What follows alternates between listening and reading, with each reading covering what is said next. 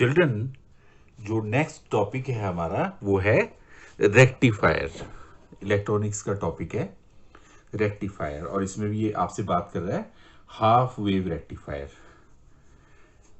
चलिए मैं आपसे डिस्कस करता हूं कि ये हाफ वेव रेक्टिफायर क्या होता है। इसके लिए आपने क्या करना है चिल्ड्रन, कि यहां आपने ट्रांसफॉर्मर ले लेना। ये आपका ट्रांसफॉर्मर है और ये ट्रांसफॉर्मर की प्राइमरी कॉइल है चिल्ड्रन। यहाँ पे ये प्राइमरी कॉइल है ट्रांसफॉर्मर की। यहाँ पे हमने इसमें इनपुट एसी दे दिया, अल्टरनेटिंग करंट का इनपुट दे दिया। मैं आपको यहाँ भी ये दिखा देता हूँ, ये मैंने यहाँ पे अल्टरनेटिंग करंट का इसमें इनपुट दे दिया। ये देखो अल्टरनेटिंग करंट इस तरह से मूव करता है चिल्ड्रन, ऐसे ऐसे ऐसे। चलिए हमने यहाँ पे 2 वेव्स ले ली। इसकी 50 हर्ट्ज एसी की फ्रीक्वेंसी होती है इंडियन इसमें। तो आपने ये यहाँ पे इनपुट एसी ले लिया चिल्ड्रन। अब यहां ये ट्रांसफॉर्मर है और ये ट्रांसफॉर्मर की प्राइमरी कॉइल है children. This is primary coil, transformer की प्राइमरी कॉइल है। ट्रांसफॉर्मर को हम चिल्ड्रन इस तरह से रिप्रेजेंट करते हैं, देखो है ना, ऐसे। और यहां हमने ट्रांसफॉर्मर की सेकेंडरी कॉइल ले ली। ये हमने ट्रांसफॉर्मर की सेकेंडरी कॉइल ले ली और यहां चिल्ड्रन हमने डायोड लगाना। This is PN junction diode. ये जो एरो वाला हिस्सा है इसको पी टाइप बोलते हैं ये, और ये एन है, तो पीएन जंक्शन डायोड हमने यहाँ पे लगा दिया। और यहाँ पे आपने एक लोड रेजिस्टेंस लगा देना जिसके अक्रॉस आपको चिल्ड्रन इसमें आउटपुट मिलेगी। तो आपको आउटपुट जो मिलेगी वो डीसी मिलेगी, डायरेक्ट करंट। देखो हम लोग रेक्टिफायर इस्तेमाल करते हैं सभी इलेक्ट्रॉनिक डिवाइसेस में। हाफ वेव तो नहीं करते, फुल वेव करते हैं। आपका जो मॉडल क्वेश्चन पेपर है उसमें वो पूछ रहा है कि हाफ वेव के बारे में डिस्कस करो, तो मैं हाफ वेव, फुल वेव का वर्किंग भी मैं आपको बताऊंगा। इसी तरह से हम इसको एक्सप्लेन कर सकते हैं। तो चिल्ड्रन ये आपके पास सेटअप है। यहां आपको आउटपुट मिल गया और ये इनपुट है। ये ट्रांसफार्मर का प्राइमरी है, ये ट्रांसफार्मर का सेकेंडरी कॉइल है, ये ट्रांसफार्मर का सेकेंडरी कॉइल है। ओके। अब देखो ये आपके पास यहाँ पे आउटपुट है चिल्ड्रन, है ना, ये इनपुट है। इसको थोड़ा सा हम टाइमलाइन में ऐसे देख लेते हैं। देखो ये ऐसे ऐसे ऐसे और ये ऐसे ले लिया हमने। तो this is output direct current आपको आउटपुट में मिलेगा। आप देखो कैसे मिलेगा। सपोज जब आपने यहां पे इनपुट लगाई तो इसका जो ट्रांसफॉर्मर का प्राइमरी है ये नेगेटिवली चार्ज है, तो बॉटम वाला आपका पॉजिटिवली चार्ज होगा। और आपने लेंजेस लॉ पढ़ रखा है तो सेकेंडरी का अपर एंड पॉजिटिवली चार्ज होगा, लोअर एंड आपका नेगेटिवली चार्ज होगा। अब इसकी वजह से क्या हुआ कि पी टाइप पॉजिटिव को कनेक्टेड है, एन टाइप नेगेटिव को कनेक्टेड है। तो ये जो आपका पीएन जंक्शन डायोड है ये फॉरवर्ड बाइस हो जाएगा चिल्ड्रन, फॉरवर्ड बाइस हो जाएगा, यानी ये कंडक्ट करेगा और आपको यहाँ पे आउटपुट मिलेगी। आप समझ रहे हो मेरी बात, कि जब आपने यहाँ पे इनपुट डाला तो उसका अपर एंड नेगेटिव है, लोअर पॉजिटिव है। लेंजेस लॉ के हिसाब से सेकेंडरी का अपर पॉजिटिव, लोअर नेगेटिव।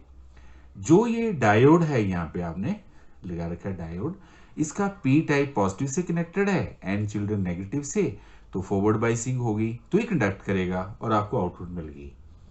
अब चलिए हम दूसरी बात करते हैं। जब आपने इसका ये वाला हिस्सा लिया एसी का इनपुट का, अब क्या होगा कि अपर एंड इसका positive, lower negative. Lenz's law के हिसाब से ये नेगेटिव, ये पॉजिटिव। अब देखिए नेगेटिव टाइप कनेक्टेड है पी टाइप को और एन टाइप कनेक्टेड है ये पॉजिटिव को, तो ये रिवर्स बाइस हो गया। जब रिवर्स बाइस होगा तो ये कट कर जाएगा, इट विल नॉट कंडक्ट, और आपके पास यहां कोई आउटपुट नहीं मिले। साइकिल दोबारा रिपीट हुआ, ये फॉरवर्ड बाइस हुआ, कंडक्ट किया, है ना। तो corresponding to each complete cycle of AC you get a half wave children, इसलिए आपको यहाँ पे हाफ वेव मिली, इसलिए हम इसको हाफ वेव रेक्टिफायर बोलते हैं। तो आपको जो की पॉइंट्स में यहाँ पे बता रहा हूँ वो ये कि जब आपके पास यहाँ पे प्राइमरी पॉजिटिवली चार्ज है, मैं यहाँ लिख देता हूँ चिल्ड्रन, ये प्राइमरी पॉजिटिवली चार्ज है, secondary negative, primary negatively charge है और सेकेंडरी पॉजिटिवली चार्ज है ना। तो क्या हो गया, जो डायोड है आपका वो फॉरवर्ड बाइस हो गया, ये फॉरवर्ड बाइस हो गया, और अगर ये फॉरवर्ड बाइस हुआ तो इसने कंडक्ट किया और आपको आउटपुट मिल गई। जब आपका अपर एंड, प्राइमरी का अपर एंड पॉजिटिवली चार्ज है, लोअर एंड नेगेटिवली चार्ज है, प्राइमरी का यहाँ पे पहले वाले में हमने नेगेटिव लिया, दूसरे वाले में अपर एंड पॉजिटिव लिया, तो सेकेंडरी का नेगेटिव हो जाएगा चिल्ड्रन। तो अब ये रिवर्स बाइस हो गया आपका डायोड, और अगर ये रिवर्स बाइस हुआ तो ये कंडक्ट नहीं करेगा। अब ये कंडक्ट नहीं करेगा तो आपको आउटपुट नहीं मिलेगी। तो इस तरह से आपके पास this is the working of a half wave rectifier.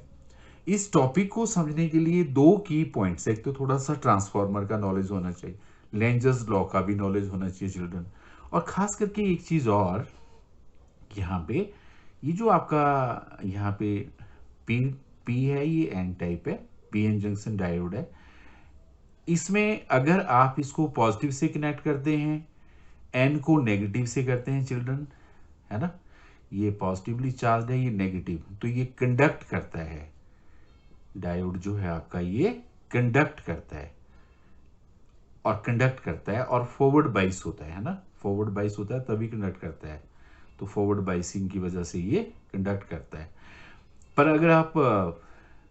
अगर आप यहाँ पे इस तरह से लेते हैं चिल्ड्रन, देखो अगर आप यहाँ बैटरी में नेगेटिव यहाँ रखते हो, है ना, और पॉजिटिव यहाँ रखते हो, तो ये जो डायोड है आपका यहाँ पे पीएन जंक्शन जो डायोड है, ये रिवर्स बाइस हो जाता है, दिस इज रिवर्स बाइस। और अगर ये रिवर्स बाइस हो गया तो it will not conduct, it will not conduct.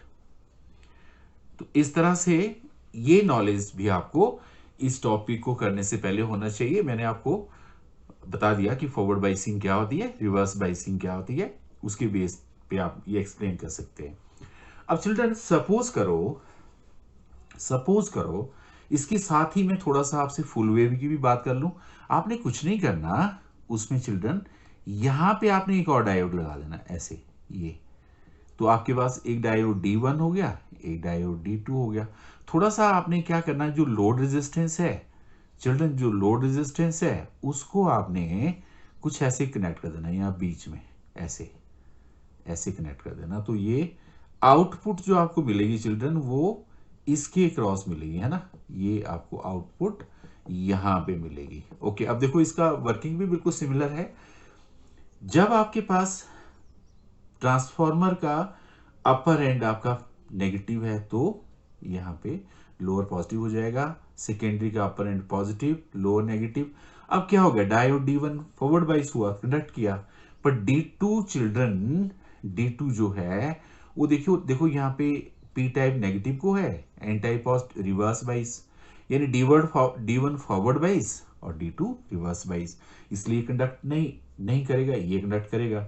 Second वाले केस में उल्टा हो गया चिल्ड्रन, देखो यहां इसका पॉजिटिव चार्ज है अपर एंड, इसका नेगेटिव है, तो सेकेंडरी का अपर एंड नेगेटिव, ये पॉजिटिव।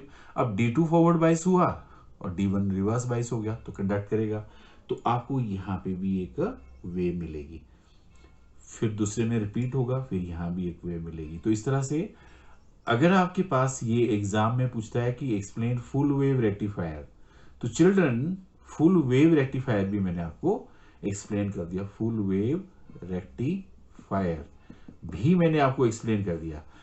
मैंने इसके साथ ही आपको एक चीज और बता दी कि फॉरवर्ड बाइसिंग, आपसे पूछे what is forward biasing, when the diode is said to be forward bias, आपने बोलना चिल्ड्रन कि जब आपका पी टाइप पॉजिटिव टर्मिनल को कनेक्टेड है एंड नेगेटिव को कनेक्टेड है तो वो फॉरवर्ड बाइस हो गया, अगर पी टाइप नेगेटिव को है एंड पॉजिटिव को है तो रिवर्स बाइस हो गया।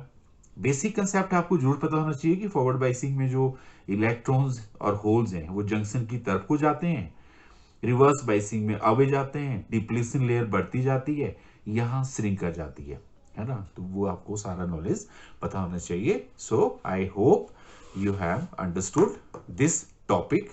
Okay children,